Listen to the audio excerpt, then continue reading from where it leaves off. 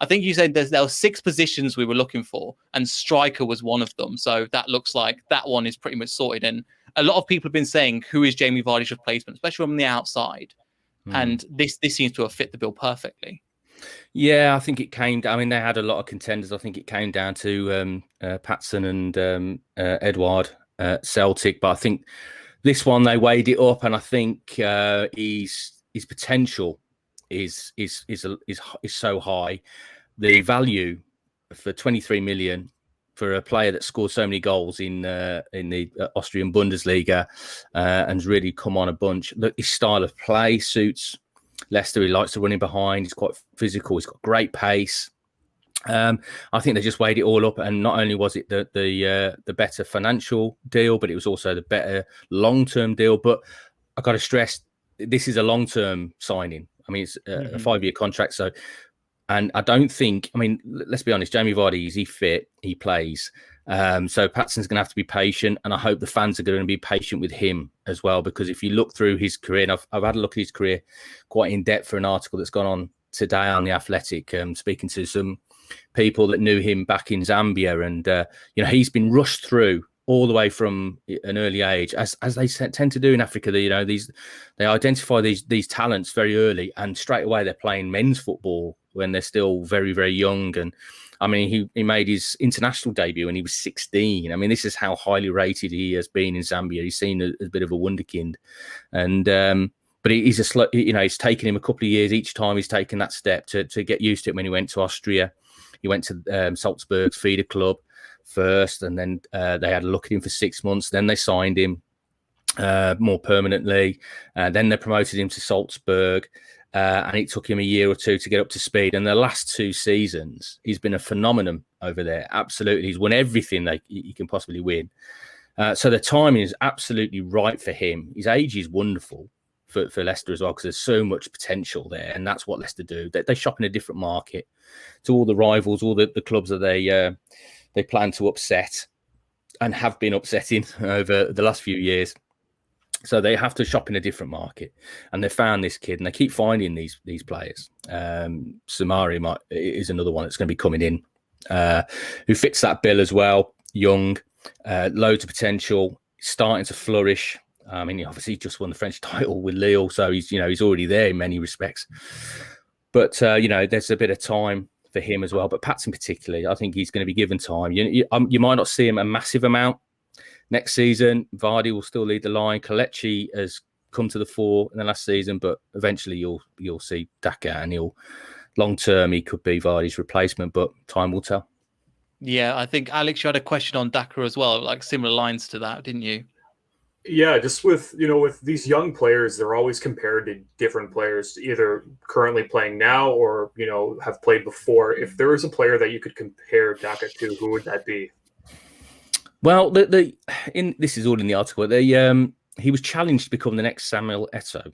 Now, I don't think he's completely like that. I mean, Eto'o links play very well. We looked at for another article that's on the Athletic website we did a couple of weeks ago. We looked at his style of play. He loves to play on the shoulder of the last defender. As I said, fantastic pace.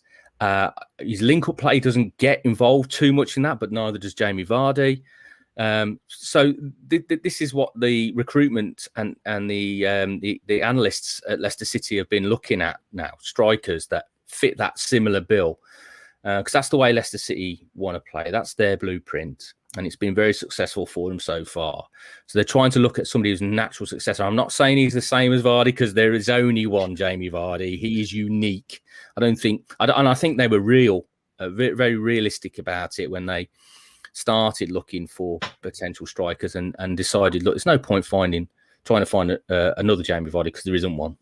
Let's try and find somebody that we can work with, that can fit the system, that can play in a similar type of way, in a similar system. And that's what they've come down to Patson. And so hopefully he does the job. Yes, let's see. So, and do you have any questions on transfers as well? I know you have a few. Well, it's more of a contract question regarding Tielemans, because obviously what we're seeing about it has gone slightly quiet whilst he's at the Euros. But do you know how likely it is that he'll be signing an extension? And if so, what the structure of it will be? I've spoken a couple of times to his advisor, and now he's got 2 advisors. We've got an advisor that's a football advisor and one that does all the negotiating. And I've spoken to the football guy, and he stresses to me that Yuri is happy at Leicester City. He loves it. He's developing, he's playing, he's becoming an integral part of the team. They're successful. They've won the FA Cup. Brendan loves him. He likes Brendan. That contract offer is on the table. But I think they're just holding off to see a little bit if there's a mega club that's going to come in for him. Now, I have to stress, Leicester would be demanding a lot of money for him. He's still got a couple of years on his contract. But this is what Leicester do. They're trying not to leave themselves vulnerable. They try to get their best young talent on long-term contracts, solely because if somebody does come in, and you've got to be realistic as well. There will be clubs coming in. We've seen it once every summer comes in, and we see them depart, but it's always on Leicester City's terms. Mm-hmm. I mean, with Mahrez, he had to wait for his. Harry had to wait for his, signed a new contract, but then got his move to Man United. But it's always for big money. So we've seen a few deals now. I mean, Jadon Sancho looks like it's done tonight, from what I'm reading. So we're starting to see a few big deals, but it'll only be the mega clubs spending money in this window. I mean, Leicester have already committed for over 40 million if they get soumare and Daka's obviously signed. I don't think there'll be a lot more in the pot unless some players move out. So they've got to be realistic about it. But I think Leicester, I wouldn't say they're relaxed about it, but they've been there before. This is familiar territory for them, in terms of interest in one of their major players. So they'll see how it plays out this summer. That contract will still be there. Tielemans will be one of the highest earners at the club. He'll be looked after. He'll be nurtured. He'll be one of the future leaders in that internal group that they've had for a number of years now, the players' management group.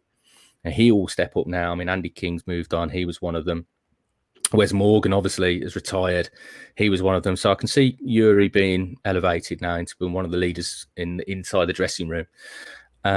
It all depends what he wants to do, really. I mean, if a Liverpool comes in and offers 70, 80 million for him, then he might be going. But at the moment, there doesn't seem to be any sign of that. And I have to stress as well, in the past, with those deals in the summer, except for the N'Golo Kante one right at the start when he had that release clause, all of them we've sort of known going into the transfer window that the likelihood is that they'll be moving on. We went into this transfer window and there wasn't really an inkling. There was a few rumours around Tielemans, but there's been nothing concrete. So we'll see what happens after the Euros. I think over the years we've been getting transfers in, and Leicester City have known to get young players in, bring them up. It's fantastic. But you look at the likes of Daka and Soumare; these players were linked to some of the biggest clubs. We're looking at the likes of Liverpool and looking at the likes of Chelsea for both of them. So I think you were saying before, you're right. We were looking in a different market. Now we're going head to head with some of the players that are competing for that top 4 position with massive money. So on Soumare, obviously, what kind of player is he? But B, it does seem like Leicester are moving in the right direction and getting players that we've seen on our channel before. Other fans are quite annoyed about that they haven't gone after even now. It's because the big clubs hesitate. They're not sure. I can remember a famous quote from Arsene Wenger around the time Riyad Mahrez suddenly hit the headlines in this country, suddenly grabbed the limelight at Leicester. And he said, look, we were looking at him as well in the French second tier, but he was £450,000. And can you imagine the outcry from Arsenal fans if they spent £450,000 on a player? They're Arsenal. They're supposed to be spending millions. And but Leicester just went in and got the deal done. And, excuse me, it's the same with... sorry, I just had me tea. It's the same with Soumare and Daka. Other clubs have been looking at them, and other clubs looked at Maddison. Other clubs looked at some of the other signings they've made, but they've not taken the plunge. And what Leicester City have done is they've analysed them in incredible detail, and they've just gone, right, okay, we'll make a move before everybody else does, and that's what they do. And it's brave. It's very brave. It's the courage of their conviction in terms of their recruitment process, their analytics, their scouting, and they just take the plunge. And sometimes it won't work out. Cengiz Under didn't work out. I mean, fortunately, that was a loan, so there wasn't a massive financial risk there. But, invariably, it's worked for them. And I just got to keep believing in the process that they've got, because they are the envy of so many clubs in so many ways, not just in the recruitment, but the ownership. I mean, the amount of...